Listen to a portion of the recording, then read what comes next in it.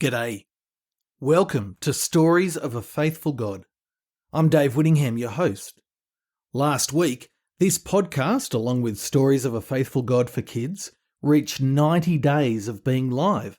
That's a bit of a milestone in the podcasting world. God's done so much in those first 90 days. I'm thankful to Him, and I also want to thank you for coming with me on this journey, regardless of whether this is your first episode or if you've been there from the beginning. At the end of today's episode, I'm going to take a bit of time to explain a bit more about what God's been doing through the podcasts and what I hope will happen in the future. I'd love for you to stick around. I had thought about doing something at the beginning of the episode, but the passage we're looking at today is so thrilling and so captivating, I can't really wait to get into it. Let me start by asking, who's the person in all the world who you know best, who you understand the most, who you really get? I suspect it's not someone who you just met yesterday. Knowing someone, understanding them, takes time. We learn about people from experience, talking with them, listening to them, watching and learning. Many years ago, before I married my wife Janice, I bought her some roses. It was a gesture of sublime ignorance. She thinks roses are ugly. I didn't know that then, but after that experience, I certainly know it now. Now I know to buy tulips or irises. More importantly though, after 24 years of marriage, I know that she's much more impressed by me unstacking the dishwasher than she is by me buying her flowers. Knowing someone takes time. How well do you know God? Lots of us don't know God as well as we think, which means we respond to Him in the wrong way, like buying roses instead of tulips. The stakes of not knowing God properly are much higher than my mistake with the flowers, though. Thankfully, God wants to be known. He wants us to understand Him, to recognize Him for who He really is, to draw us to Himself. To do that, He takes time. The pages of the Bible cover thousands of years of history so we can get to know God really well. In today's passage, God's slow and deliberate in what He does, so that the Egyptians and the Israelites and we can really know the true and living God.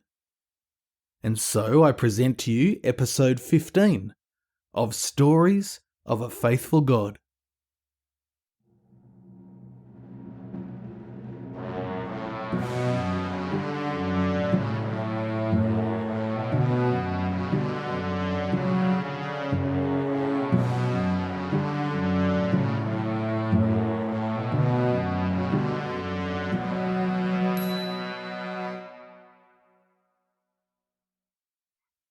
Our last episode ended with God showing His power over the gods of Egypt. Pharaoh had refused to let the Israelites leave Egypt. To show His power, and as a kind of warning, Yahweh, the God of Israel, the one true God, had turned Aaron's staff into a snake. Surprisingly, Pharaoh summoned his wise men and magicians who somehow did the same thing. These men, along with Pharaoh, are a part of the Egyptian religious system that's integrated with their everyday life. They're linked to the gods of Egypt.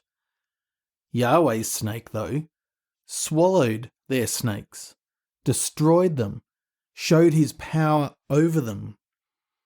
It could have ended there. From that moment, it should have been clear that no one is going to beat Yahweh.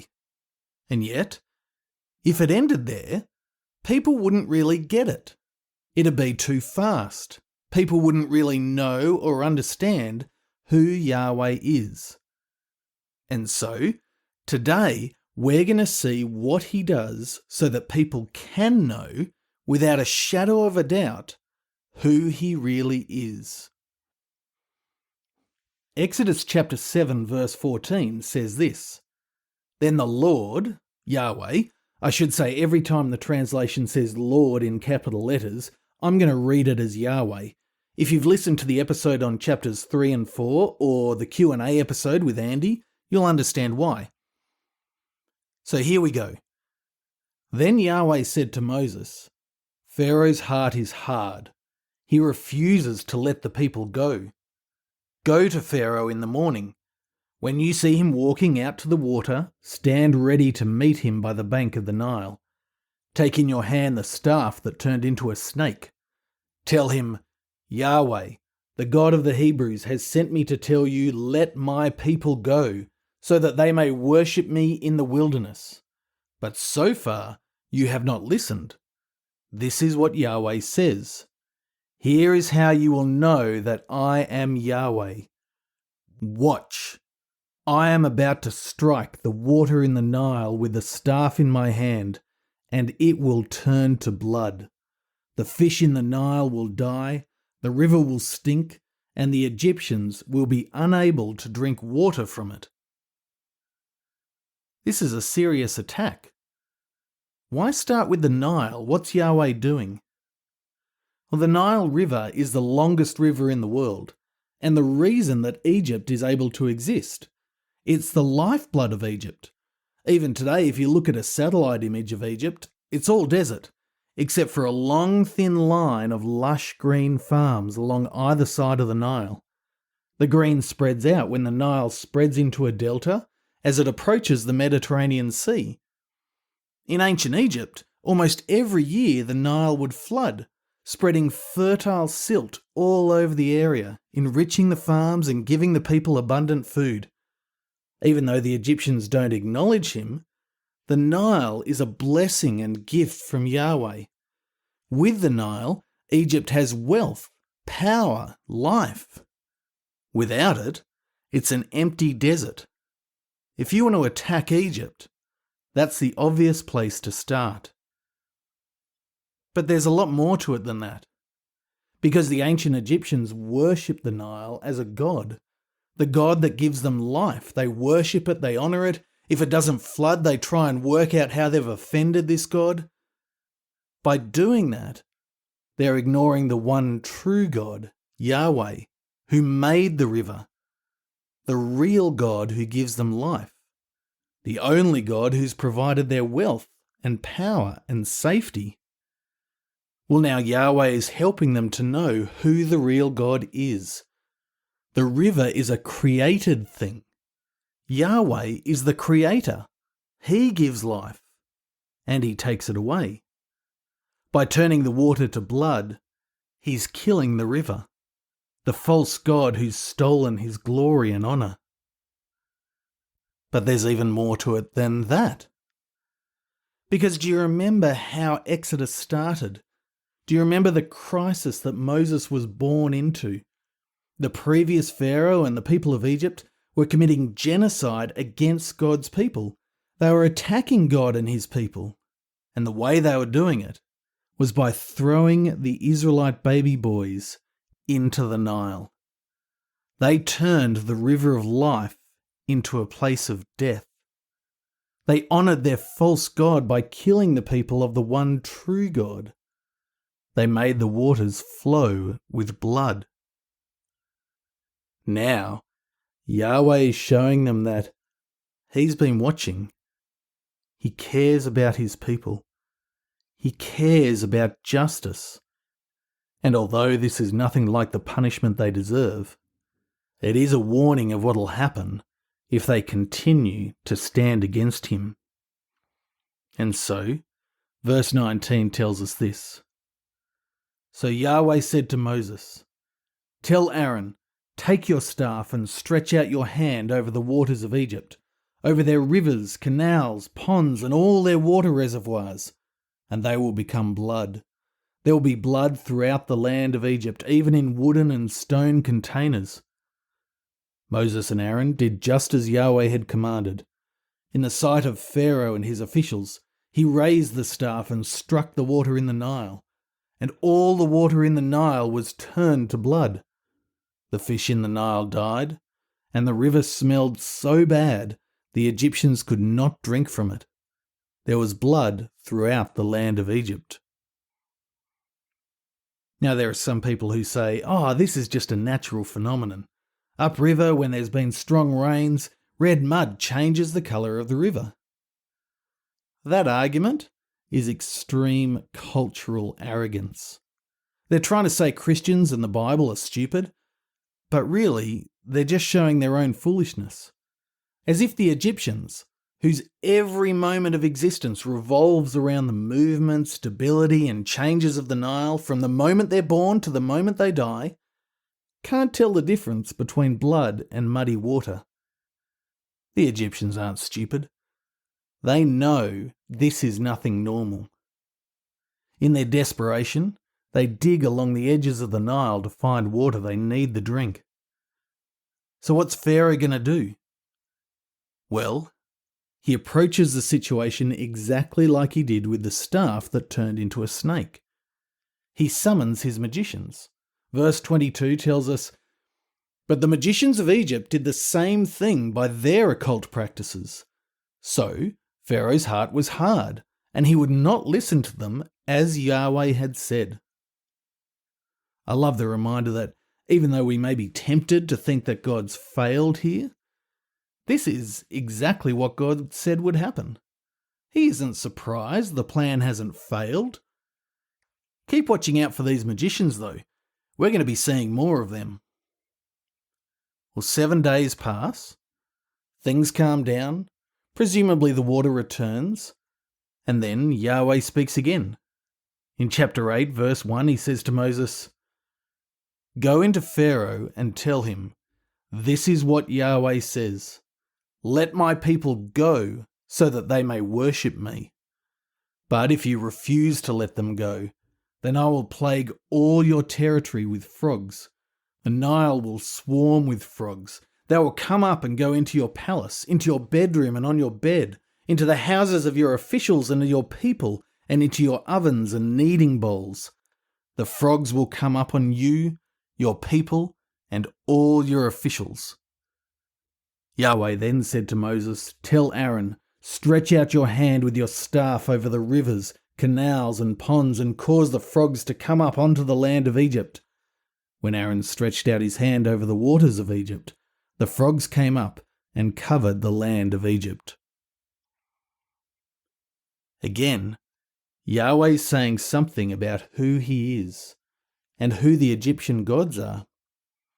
Heket is an Egyptian goddess who has the head of a frog. Sometimes she's also depicted with the body of a frog. She's the goddess of generation, birth, and fertility. So she's another symbol of life, another reminder of babies and children. And did you notice where all these frogs are coming from? They're swarming up from the Nile. Yahweh's sending that same message. He's the creator. Frogs are creation.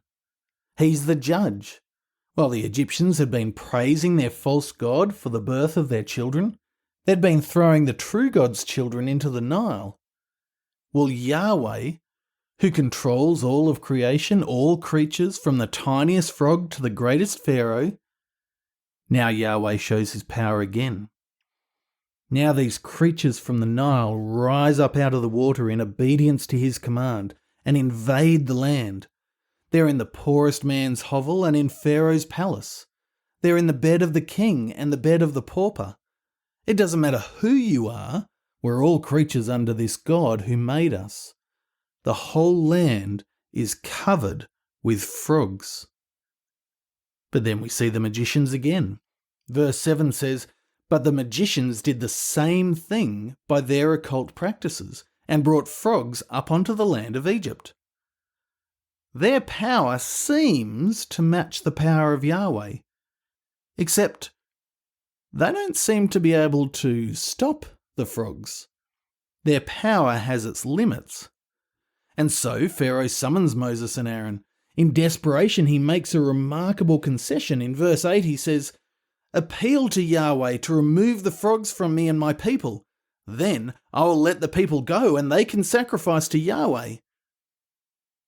What would be terrible with that is if God sends the frogs away and Pharaoh says, "They just went away by themselves." If he finds some other explanation that keeps Yahweh out of the picture. And so to avoid that, Moses says to him, "You may have the honour of choosing. When should I appeal on behalf of you, your officials and your people, that the frogs be taken away from you and your houses and remain only in the Nile?" "Tomorrow," he answered. Moses replied, "As you have said, so that you may know there is no one like Yahweh our God. The frogs will go away from you, your houses, your officials and your people. The frogs will remain only in the Nile." After Moses and Aaron went out from Pharaoh, Moses cried out to Yahweh for help concerning the frogs that he had brought against Pharaoh. Yahweh did as Moses had said. The frogs in the houses, courtyards, and fields died. They piled them in countless heaps, and there was a terrible odour in the land. Can you imagine that stench? Imagine in all the Egyptian cities and farms and seeing these huge piles of frogs as people cover their noses and turn away from the smell. Surely they know now that there's no one like Yahweh, the God of Israel. But once the crisis is over, the need to give in to Yahweh doesn't seem so urgent anymore. Verse 15 says, "But when Pharaoh saw there was relief, he hardened his heart and would not listen to them as Yahweh had said." Notice that in the past, we've heard God say that he would harden Pharaoh's heart. Here, Pharaoh hardens his own heart. We mustn't think that it's one or the other. They both happen at the same time. You see, God's plans are always good. He can work anything and everything for good. Pharaoh's heart is evil. He hates what's good. God, Yahweh, is able to direct Pharaoh's evil for good. Pharaoh's evil has to submit to the good purposes of God. This happens all the time, but the best example of it is in the cross of Jesus Christ. Does Jesus' death come from evil intentions or good intentions? Well, it's both, isn't it? As evil people cry out for the death of the innocent Lord Jesus Christ, as Pilate washes his hands of the injustice that he announces, as the crowds cry out for Jesus' blood, they're evil. And yet, the cross is the greatest act of good in the whole universe. God the Father sent his only beloved Son to take the guilt of evil people. Jesus willingly let himself be nailed to the cross to save his enemies, to rescue his betrayers, to win life for a dead world. And even though the cross is both thoroughly evil and thoroughly good, the evil has to submit to the good plan of God. It's God's loving plan that uses the evil hearts of others to bring about the great salvation. That's why when horrible things happen in the world and our lives, we certainly should be sad, but we should never despair. Because even when other people are plotting evil, God's always working his good plans, even through that. In Egypt, God's not making Pharaoh evil, and yet he has such strong power over Pharaoh that the king's evil heart is simply a tool in the good plans of God. Well, now God attacks Egypt a third time. The first two times, he's warned Pharaoh of what's going to happen. This time, he just does it. Pharaoh has no right to a warning. Also, in the first two plagues, they didn't really hurt the people. Sure, it would have been hard to get water for a few days. It would have been hard to deal with the frogs, but not painful as such. Now, that changes. In verse 16 we read, Yahweh said to Moses, "Tell Aaron, stretch out your staff and strike the dust of the land, and it will become gnats throughout the land of Egypt." Gnats are tiny flying insects, and then we're told, Aaron stretched out his hand with his staff, and when he struck the dust of the land, gnats were on people and animals. All the dust of the land became gnats throughout the land of Egypt. Even just thinking about that, the tiny bugs crawling through your clothes and hair on your animals and in your armpits, Ugh, it makes your skin crawl. Again, we meet the magicians, but this time things are different. Verse 18 tells us the magicians tried to produce gnats using their occult practices, but they could not. The gnats remained on people and animals. This is the finger of God, the magicians said to Pharaoh. Now they're starting to get it. They don't need to be told before it happens. They've already seen that there's a God who has such amazing power over his creation. But, we're told, Pharaoh's heart was hard, and he would not listen to them, as Yahweh had said. The first 9 plagues of Egypt that we're covering today come in cycles of 3. That was the first cycle, the easiest cycle. Soon, the Egyptians are going to learn a lot more about this God.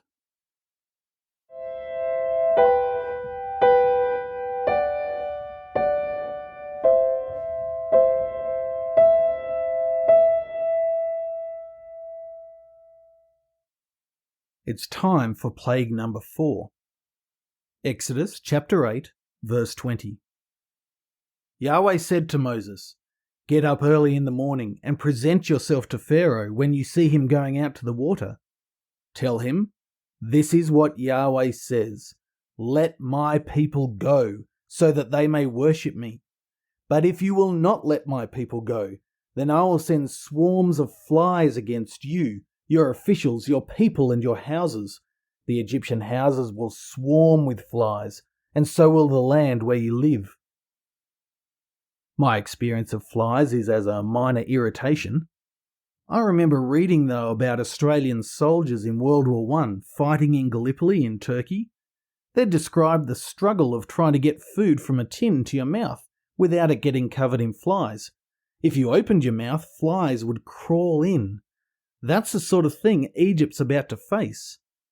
And again, there's no distinction between rich and poor, powerful and weak. The flies will enter every house, sit on every person, affect everyone's life. There will be a distinction, though. There'll be one part of Egypt where the flies simply won't go. A part of Egypt called Goshen, which is where the Israelites live. It's around the eastern part of the Nile Delta. Now, if there's one thing you can be sure about flies, it's that they couldn't care less about borders. And God's already emphasized that none of the flies are going to say, "Oh, I'd better not go in there, that's the royal palace." No, they're going to swarm everywhere. Except where their Creator commands them not to go. So Yahweh says, "But on that day I will give special treatment to the land of Goshen, where my people are living. No flies will be there. This way you will know that I, Yahweh, am in the land. I will make a distinction between my people and your people." You could read that last bit, my people and your people, as one king talking to another king. But remember, an Egyptian pharaoh was considered a god. So the god Pharaoh had his people, and the god Yahweh had his people. Pharaoh's utterly helpless in protecting his people. Yahweh has power over his people, and Pharaoh's people, and even over the movement of flies. This God who Pharaoh didn't know, who didn't seem to fit among all the other Egyptian gods, he's in the land, and his power is total. And so Yahweh sends the flies, great swarms of them crawling their way over every surface and into every home and onto every person, except in Goshen. Verse 24 says, "Throughout Egypt the land was ruined because of the swarms of flies." Pharaoh summons Moses and Aaron and tries to bargain with them. He's still trying to exert some power, some influence. He's still trying to say, "Look, even if I give you something, it's going to be on my terms." Which means he still doesn't know who he's dealing with. In verse 25, Pharaoh says, "Go, sacrifice to your God within the country." But Moses said, "It would not be right to do that, because what we will sacrifice to Yahweh our God is detestable to the Egyptians. If we sacrifice what the Egyptians detest in front of them, won't they stone us? We must go a distance of 3 days into the wilderness and sacrifice to Yahweh our God as he instructs us. As I've mentioned before, they both know that the plan is for Israel to leave and never come back. Pharaoh's trying to stop that. In a desperate attempt to get rid of the flies, but at least have some concession, he responds in verse 28, I will let you go and sacrifice to Yahweh your God in the wilderness, but don't go very far. Make an appeal for me. Moses accepts, but with a warning. As soon as I leave you, Moses said, I will appeal to Yahweh, and tomorrow the swarms of flies will depart from Pharaoh, his officials, and his people. But Pharaoh must not act deceptively again by refusing to let the people go and sacrifice to Yahweh. Then Moses left Pharaoh's presence and appealed to Yahweh. Yahweh did as Moses had said. He removed the swarms of flies from Pharaoh, his officials, and his people. Not one was left. But Pharaoh hardened his heart this time also and did not let the people go. By the way, have you noticed who's doing the talking here? It's Moses. More and more, even when Aaron's there, he kind of fades into the background. Moses had started by saying that he could never talk to Pharaoh. He's just not good at it.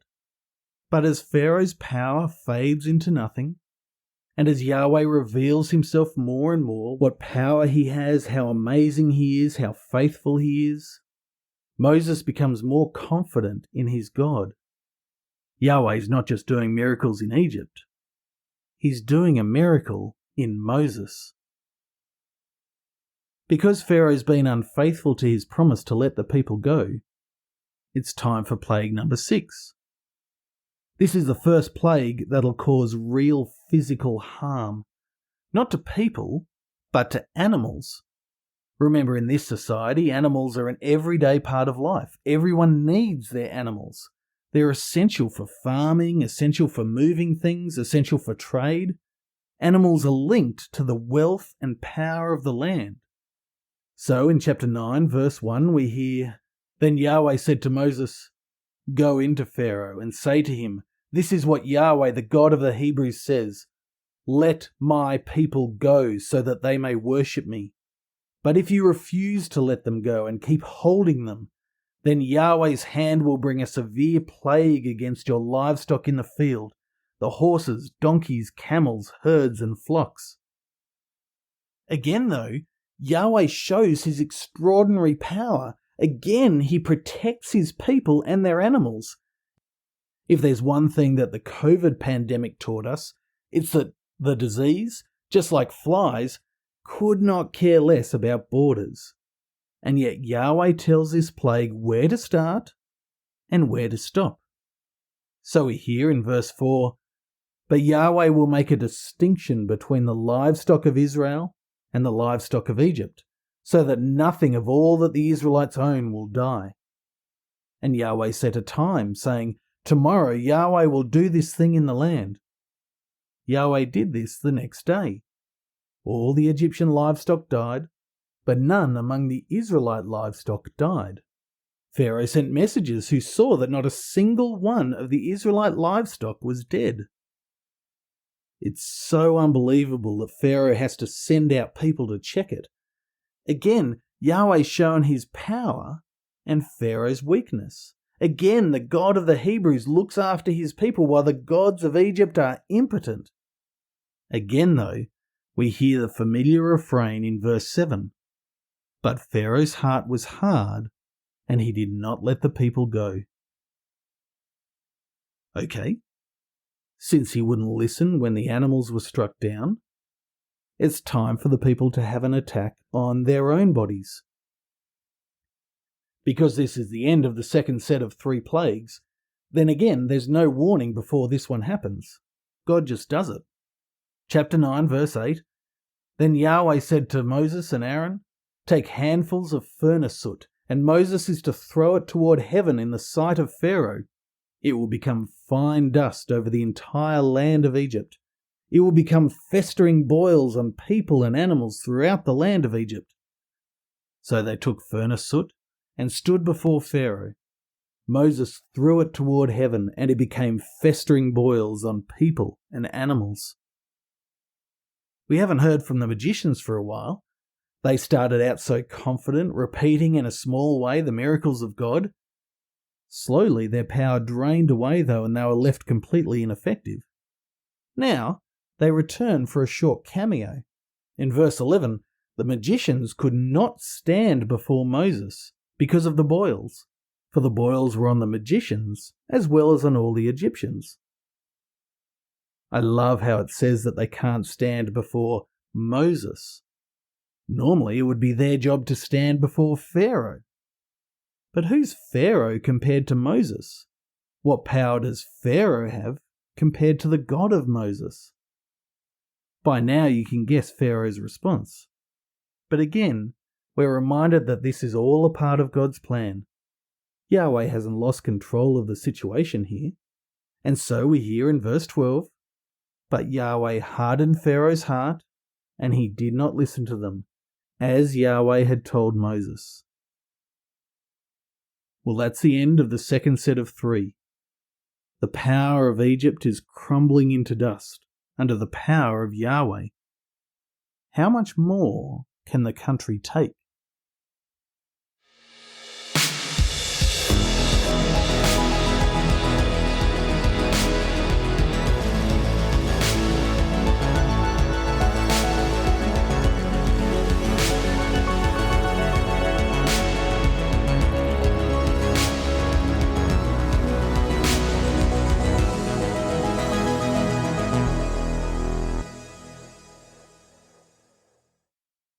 A warning is given to show you what'll happen if you make the wrong choice.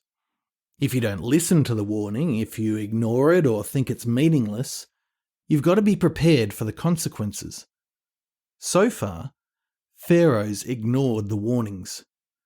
Who knows what's going through his head at the moment? Maybe he's hoping this will all go away, maybe he's thinking his gods will finally come to the rescue. Whatever it is, he still doesn't really understand who he's dealing with. Everything Yahweh's done so far is tiny. It's easy for him. In fact, it's merciful. It's been a kind of warning that when you stand against the God of the universe, when you attack his people and rob him of his glory, when you treat the God who gave you life like he's as good as dead, be ready for the consequences. In chapter 9, verse 13, Yahweh sends Moses to Pharaoh with a new message. Basically, he tells him that Yahweh's been going easy on him so far. Now would be a really good time to give in. Let me read it for you. Then Yahweh said to Moses, "Get up early in the morning and present yourself to Pharaoh. Tell him this is what Yahweh, the God of the Hebrews, says. Let my people go, so that they may worship me.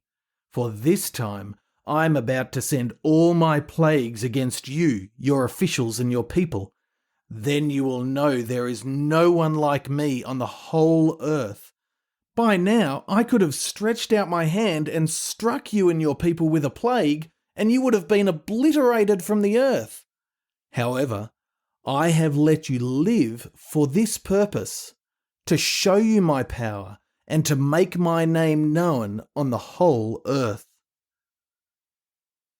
Romans chapter 6 verse 23 says that the wages of sin is death. It's that simple. It's justice. If you reject the God of life, you get death.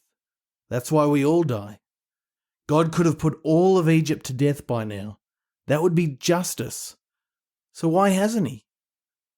So that people in all the earth would know his power and his name.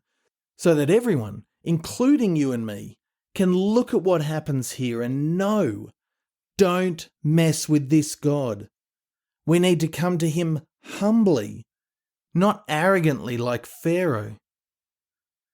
There's a beautiful example of the success of this in the book of Joshua. It's when the Israelites are moving in to capture the promised land of Canaan, and there's a Canaanite woman there, Rahab, a prostitute. Her city of Jericho has strong walls. They prepare to hold out, but Rahab, she thinks, this is nuts. Look at what their God did to Egypt. Whose side do I really want to be on? She chooses to side with Yahweh, and she's saved. Amazingly, in Matthew chapter 1, she even appears in the genealogy of Jesus. Even as God's punishing Egypt in a limited way, he's using that to save people as they come to know him. That's a theme we'll explore more in the next episode, how we often see punishment and salvation at the same time in the Bible. So what's Yahweh going to do to Egypt now? In verse 17, he says to Pharaoh, "You are still acting arrogantly against my people by not letting them go.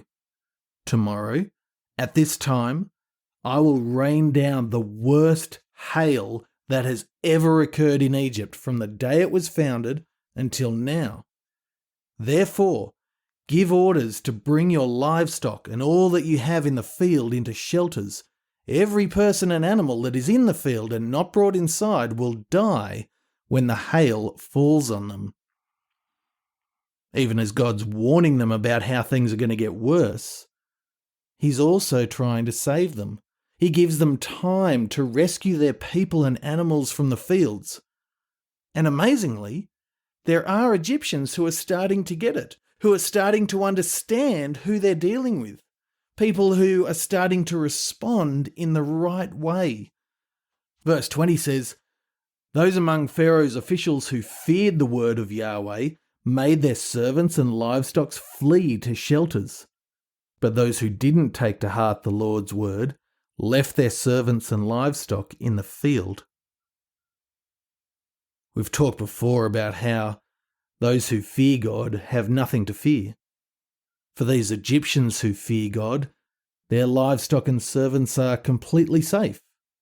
They have a right fear that actually drives away fear. Those who don't should be very afraid. I'll read from verse 22. "Then Yahweh said to Moses, 'Stretch out your hand toward heaven, and let there be hail throughout the land of Egypt, on people and animals and every plant of the field in the land of Egypt.' So Moses stretched out his staff toward heaven, and Yahweh sent thunder and hail. Lightning struck the land, and Yahweh rained hail on the land of Egypt. The hail with lightning flashing through it was so severe that nothing like it had occurred in the land of Egypt since it had become a nation. Throughout the land of Egypt, the hail struck down everything in the field, both people and animals. The hail beat down every plant of the field and shattered every tree in the field. The only place it didn't hail was in the land of Goshen, where the Israelites were." Once again, Yahweh makes a distinction between his people and Pharaoh's people.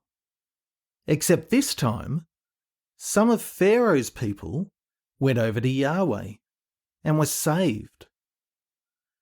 This hailstorm is devastating. Egypt is shredded to pieces. While the lightning is still splitting the sky and the thunder is ripping open the heavens, Pharaoh comes to Moses and Aaron with all the right words. In verse 27 he says, "I have sinned this time. Yahweh is the righteous one, and I and my people are the guilty ones. Make an appeal to Yahweh. There has been enough of God's thunder and hail. I will let you go. You don't need to stay any longer." Those are good words, humble words. Except maybe when he says, "I have sinned this time." I mean, what about all the other times? But in general, it sounds great. And Moses agrees to pray to Yahweh for the storm to stop. Words can be easy though, can't they? Moses knows that for Pharaoh, his words are only words. He says in verse 30, "But as for you and your officials, I know that you still do not fear the Lord God." If they don't fear him, they won't respond to him in the right way, because they don't know him. In verse 31, God makes sure that we understand that even now, he hasn't actually destroyed Egypt. He's left them some food mercifully. It says, the flax and the barley were destroyed because the barley was ripe and the flax was budding. But the wheat and the spelt were not destroyed, since they are later crops. As stubborn as Pharaoh and his officials are being, God's still restraining himself. He's holding back from what they deserve. And yet verse 34 says, when Pharaoh saw that the rain, hail and thunder had ceased, he sinned again and hardened his heart, he and his officials. So Pharaoh's heart was hard, and he did not let the Israelites go, as Yahweh had said through Moses. We've had 7 plagues. God still has more to teach, though. This time, he focuses on how he's teaching the Israelites. Chapter 10 verse 1 says, Then Yahweh said to Moses, Go to Pharaoh, for I have hardened his heart and the hearts of his officials, so that I may do these miraculous signs of mine among them, and so that you may tell your son and grandson how severely I dealt with the Egyptians, and performed miraculous signs among them, and you will know that I am Yahweh. To be really clear, God's not doing that so that the Israelites can laugh at the Egyptians and feel superior to them. He's doing it because as his people, they need to fear him rightly, honour him. If they treat Yahweh like Pharaoh's treated him, then they'll get what Pharaoh's getting. They need to remember his power and authority and respect him appropriately. But they also need to remember that when they do stick with him, he looks after them and cares for them and protects them and fights for them. The next plague he's going to bring is a terrifying, destructive force. Locusts. If you've grown up in a city like me, it may be that everything you know about locusts comes from this passage in the Bible. It's hard to feel the terror that this would have brought, but locusts eat every plant they find. And when you think that half the Egyptian crops have already been destroyed by the hail, this is something that could lead to famine, starvation. See if you can get a feel of it when I read from verse 3. So Moses and Aaron went in to Pharaoh and told him, This is what Yahweh, the God of the Hebrews, says. How long will you refuse to humble yourself before me? Let my people go, that they may worship me. But if you refuse to let my people go, then tomorrow I will bring locusts into your territory. They will cover the surface of the land, so that no one will be able to see the land. They will eat the remainder left to you that escaped the hail. They will eat every tree you have growing in the fields. They will fill your houses, all your officials' houses, and the houses of all the Egyptians, something your fathers and grandfathers never saw since the time they occupied the land until today. Then he turned and left Pharaoh's presence. This is a deadly threat. And again, the circle of people around Pharaoh who are on his side and backing his stance is getting smaller and smaller. They can see there's no way to beat Yahweh. After Moses and Aaron leave, they turn to Pharaoh and say in verse 7, How long must this man be a snare to us? Let the men go so that they may worship Yahweh their God. Don't you realize yet that Egypt is devastated? See what they're saying? It's not, maybe we can hold on for a draw. They're saying we've lost. We're destroyed. We're ruined. Get them out of here. Pharaoh, though, thinks he still has some negotiating power. Here's the conversation from verse 8. Pharaoh says to Moses and Aaron, Go, worship Yahweh your God, Pharaoh said. But exactly who will be going? Moses replied, We will go with our young and with our old. We will go with our sons and with our daughters, with our flocks and with our herds, because we must hold Yahweh's festival. He said to them, Yahweh would have to be with you if I would ever let you and your families go. Look out! You're heading for trouble. No. Go. Just able-bodied men. Worship Yahweh, since that's what you want." And they were driven from Pharaoh's presence. So foolish. So hard-hearted. Did you hear the irony of what he said, though? He said, Yahweh would have to be with you if I would ever let you and your families go. But that's the point, right? Yahweh is with them. Hasn't he worked that out? On Mount Sinai, Yahweh said to Moses, "I have come." In Egypt, he said, "I have come." He's shown so many times the distinction he makes between Israel and the Egyptians, that he's with the Israelites. There's only going to be one conclusion to all of this. And so, God sends the locusts. Verse 13, Moses stretched out his staff over the land of Egypt, and Yahweh sent an east wind over the land all that day and through the night. By morning the east wind had brought in the locusts. The locusts went up over the entire land of Egypt and settled on the whole territory of Egypt. Never before had there been such a large number of locusts, and there never will be again. They covered the surface of the whole land so that the land was black, and they consumed all the plants on the ground and all the fruit on the trees that the hail had left. Nothing green was left on the trees or the plants in the field throughout the land of Egypt. Can you imagine if your land was left like that? It's worth repeating. Notice again the power Yahweh has over nature, over the wind, over the locusts, like he's shown over the water and the frogs and the flies and the disease. And there's only one God who has this power, the God who made it all. It's why Jesus' disciples were so shocked when they saw his power over the wind and the waves. They were struggling to come to terms with the fact that he really is God in the flesh. Pharaoh is a pretender to that title.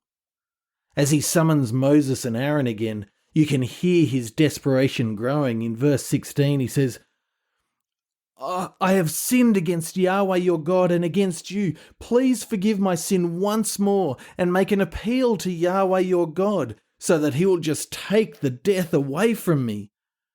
Moses left Pharaoh's presence and appealed to Yahweh.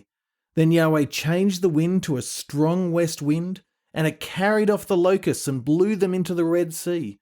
Not a single locust was left in all the territory of Egypt. But Yahweh hardened Pharaoh's heart, and he did not let the Israelites go. Time for the 9th sign, or plague. As before, the 3rd sign in each set of 3 doesn't come with a warning. We talked about how the first couple of plagues at least were clearly related to Egyptian gods. People sometimes try to link all of them in that way, but it's pretty hard to make the case. The next one though, the 9th plague, the last one we'll look at today, couldn't be clearer. Yahweh is going to turn off the sun. In Egypt, the sun was thought to be carried by the god Ra in a boat across the sky. Ra is meant to be the king of the gods, the creator of all life, including the other gods. This puts him in direct opposition to Yahweh, the true creator of life. What's more, Ra's said to be the first king of Egypt and father of all the other kings. Depending on who's talking about it, those kings, those pharaohs, are either the representative of Ra or the human embodiment of Ra. To make the sky dark is to strip the Egyptian creator god of his power, and to strip Pharaoh of his power. Let me read it to you and then we'll talk a bit more about what's going on. Then Yahweh said to Moses, "Stretch out your hand toward heaven, and there will be darkness over the land of Egypt, a darkness that can be felt." So Moses stretched out his hand toward heaven, and there was thick darkness throughout the land of Egypt for 3 days. One person could not see another, and for 3 days they did not move from where they were. Yet all the Israelites had light where they lived. When it's dark in my house at night, there's always some light creeping in somewhere. That's not what this is. Once I went on a tour of some caves, and they had lots of lights set up so we could see the beautiful formations. But there was one spot where the guy told us to stop and get ourselves ready. And for about 30 seconds, he turned off all the lights. We were deep underground. No light from above was getting through.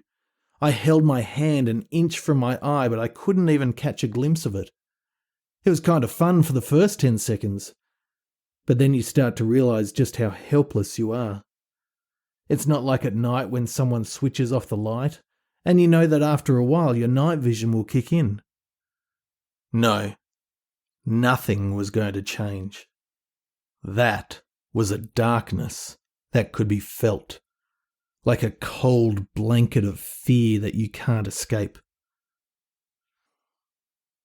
When God first made the world, the very first thing he made was light. By taking it away here, it's like he's uncreating Egypt. Egypt exists as a mighty power because of all the good things he's given it, the river, the crops, the light. And as they've turned away from him, as they've replaced him and worshipped made-up gods, as Pharaoh's attempted to take his place, now Yahweh gives them just a taste of what it really means to not have him. Imagine the terror the Egyptians must have felt for those 3 days, as they just stayed in their place, too scared to move.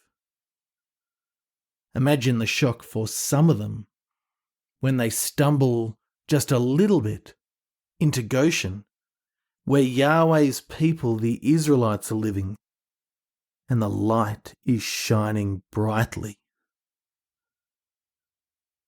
Throughout the Bible, one of the big signs that's used to show God's judgment is the darkening of the sun, like God turning his face away, like he's uncreated the world and removed his blessing from it. It's a sign that chills the heart and strikes terror into those who face it, as they come to terms with the consequences of rejecting the true and living God. In Exodus, Yahweh's teaching us about how seriously he takes sin. He's also teaching us his faithful loyalty to his people. All that, though, is pointing us to an even greater revelation of who he is and what he's like. It points to another moment in time when the skies darkened and God turns away from sin, takes his blessing away like he did from Egypt. What's astounding, though, is who he's turning away from. Not someone who is sinful, it's someone who's completely innocent, but someone who's deliberately stepped into the place of sinful people, his own son, Jesus Christ. As Jesus hung on that cross for 3 hours in the middle of the day, the land was filled with darkness. Jesus stepped into hell. His loving Father gave up his Son to hell so that they could save people from hell. In Egypt, if you were an Israelite, you were safe from God's judgment. Now, anyone at all who turns away from sin and submits their life to Jesus Christ, they become one of his people. And the promises and blessings and protections that the Israelites received are just a taste of what we receive in Christ. If you want to truly know Yahweh, the one true God, you see some of his power and love and justice and peace and anger at sin and desire to save and his blessings in the Exodus story. But you see it in its fullest, brightest light in the darkness of the cross. Back in Egypt, Pharaoh's still trying to bargain. still trying to set the terms of his relationship with God. How many people have done that in history? Sure, I'll listen to God, but only if. They don't know who they're dealing with. He's the creator. We're his creation. We don't get to set the terms. In verse 24, Pharaoh summoned Moses and said, "Go, worship Yahweh. Even your families may go with you. Only your flocks and herds must stay behind." Moses responded, "You must also let us have sacrifices and burnt offerings to prepare for Yahweh our God. Even our livestock must go with us. Not a hoof will be left behind, because we will take some of them to worship Yahweh our God. We will not know what we will use to worship Yahweh until we get there." But Yahweh hardened Pharaoh's heart, and he was unwilling to let them go. Pharaoh said to him, "Leave me. Make sure you never see my face again, for on the day you see my face, you will die." "As you have said," Moses replied, "I will never see your face again."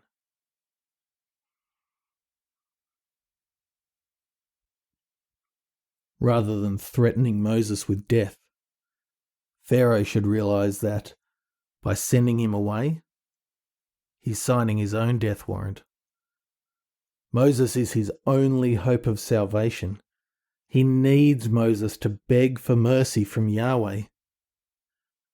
It's not to be, though, because there's one more plague, one more sign that'll show the Egyptians and the Israelites and us who Yahweh is.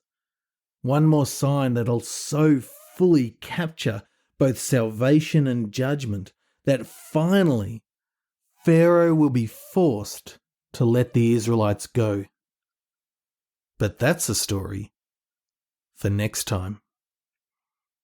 If you're listening on Spotify, you can type in right now what you thought of the episode into the app. Whatever app you're using, I'd love for you to rate and review the show. You can also send me a message or question at faithfulgod.net.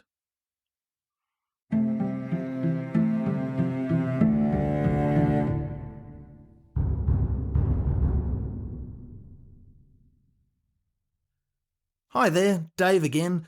Thanks for listening to the episode. I hope you enjoyed it as much as I enjoyed putting it together. As I mentioned, the podcast recently passed the first 90-day mark. That's a bit of a milestone, and so I thought I'd talk to you about some of the great things God's done in that time, a bit of my thinking about why I'm doing what I'm doing, where I'm hoping it'll develop, and the support I need to get there. If you're not interested in that, don't feel at all guilty about switching off now. You won't miss any of the Bible story. I've come to podcasting from kind of two different angles. If you want, you could call it the secular side and the Christian side. I started listening to podcasts when I had a long commute to work.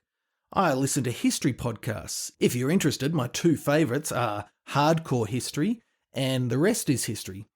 Those presenters are so captivating. I listen to them though because the true stories they tell are so fascinating. After a while of listening, I thought, hey, I've got an even better story to tell. What's more, it isn't just an interesting story, it's a story that everyone on the planet needs. As I looked into it though, I discovered that something like 95% of podcasts fail after 3 episodes. Of those that remain, 95% fail before 20 episodes. I think a key reason for that is time. To do a really well-researched and presented episode takes time. A friend with a radio background said 1 hour of background work for every minute on air. Also, podcasts take a long time to grow.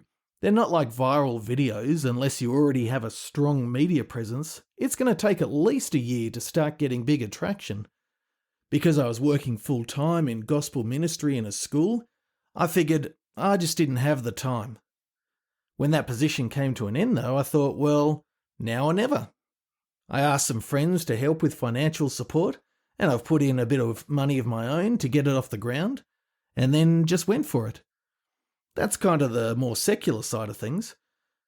From a Christian side, God's given us a big book about himself. He doesn't just say, trust me. He's worked throughout history to show that he really is trustworthy, And we need to hear that because by trusting him, he gives us eternal life. He brings us into his royal family. He sustains us through this world and all its hardships while we wait for this new creation. We're constantly tempted to not trust him though.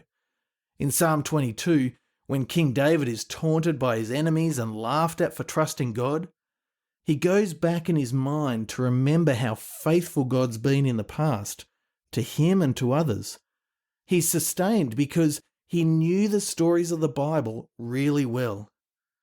I want all of that, the salvation, comfort, knowing God, being sustained by him, for as many people as possible. I want us to know that we can trust him. And podcasting is a way to take that good news to the world. Over the first 90 days, God's done some wonderful things.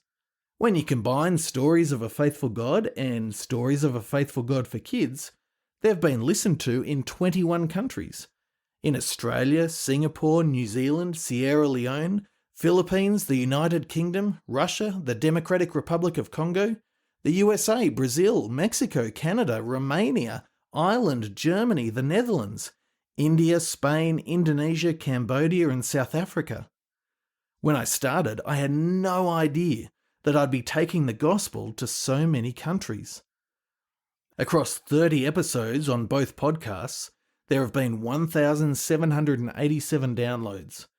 In a sense, that's quite small. However, remember what I said about how podcasts grow slowly. Almost every episode has had a quicker uptake than the one before it.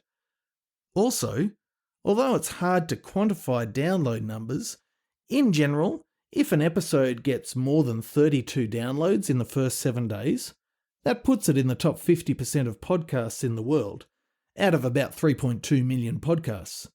And friends, that's happened with every episode on both podcasts for the last month. Word is spreading. Even more exciting than the numbers are the individual stories.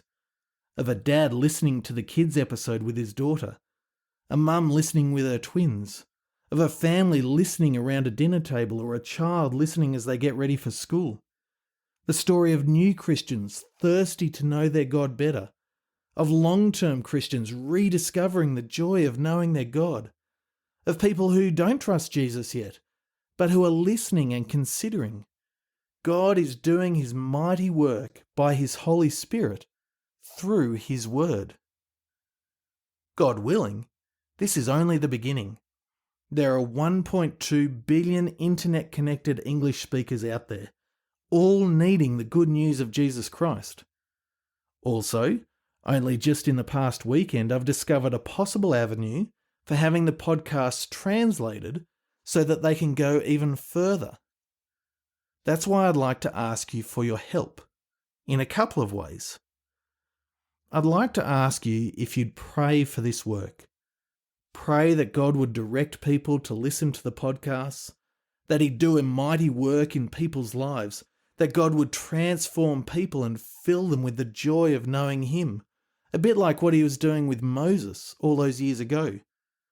If you're willing and able, you can sign up for my monthly news and prayer letter at the bottom of any page on the website faithfulgod.net. If you're driving a car at the moment, don't do it while you're driving. Just pull over right now and sign up, faithfulgod.net. God willing, the next prayer letter will be coming out later this week. This is God's work much more than it is my work. God is the God who answers the prayers of his people. He loves his people. And often he answers those prayers in better ways than we've asked for. Not what we'd expect, but better. If you're a believer in the Lord Jesus Christ, if you've come into his family and submitted to him, will you pray with me and ask God to do his mighty work? Secondly, would you consider supporting this work financially? I'm very aware that more and more the podcasting world is a commercial world. A number of people have kindly suggested that I explore some of those commercial opportunities. For example, many podcasts have some episodes free, but then you have to pay to get the full library or bonus episodes. That's a good business model, and there's nothing inherently wrong with it. My desire, though, is to provide the Word of God for free to anyone, regardless of whether they can afford it. I'm very aware of the irony of asking you for money so that I can make this free, and if you're listening, you are under no obligation to give. I know money's tight. I know we all have different things on our plates. It really is free. If you are in a position to give, though, I don't want you to give as a financial transaction for the episodes you've listened to. Oh, I've listened to 5 episodes, so I'll give $5 or £5 or whatever. If you decide to give, I'd like you to give so that other people can hear this good news. Give to make sure that this message is free and available for other people. I don't have another job at the moment. By giving financially, you'll be freeing me up so I can keep producing podcasts. If you'd like to give, please go to the support page of faithfulgod.net. It's in the show notes, faithfulgod.net. You can give by credit card either as a one-off or even better as a regular gift. I use a system called DonorBox, which is powered by Stripe and PayPal, so your details are very secure. You can give in virtually any currency. I know a lot of podcasters use Patreon, and people have suggested that I use that. But if I do use them, 8% of what you give will go straight to Patreon, which doesn't seem like a great use of your money. Through DonorBox, I can keep the fees down to 3.5%. I'm also thinking through some resources to produce for churches and schools to help other ministries in their work. Over the next few months, I'm hoping to announce a few different things, which I hope will be a really great blessing for others. There'll be lots of fun to put together as well. In the meantime, I'd love to hear from you. Ask me any questions or just touch base and let me know how you found the podcasts. That would be a huge encouragement to me. As I said, personal stories are far more exciting than numbers on a page. If there's something on your heart that you really want to pray about with someone else, I'd love to pray with you. You can send through a request there as well. I think I've said before, virtually the only thing I don't like about podcasting is the fact that I don't get to connect with you. So please, get in contact at faithfulgod.net. Just in case you haven't heard the name of the website yet, if you haven't picked it up, it's faithfulgod.net. Thanks so much for listening. Keep getting to know God. Keep trusting Jesus. If you have kids or know people who do, send them towards Stories of a Faithful God for Kids. For this longer podcast, we've got 2 more episodes in Exodus, and they're going to be nail biters. Bye for now.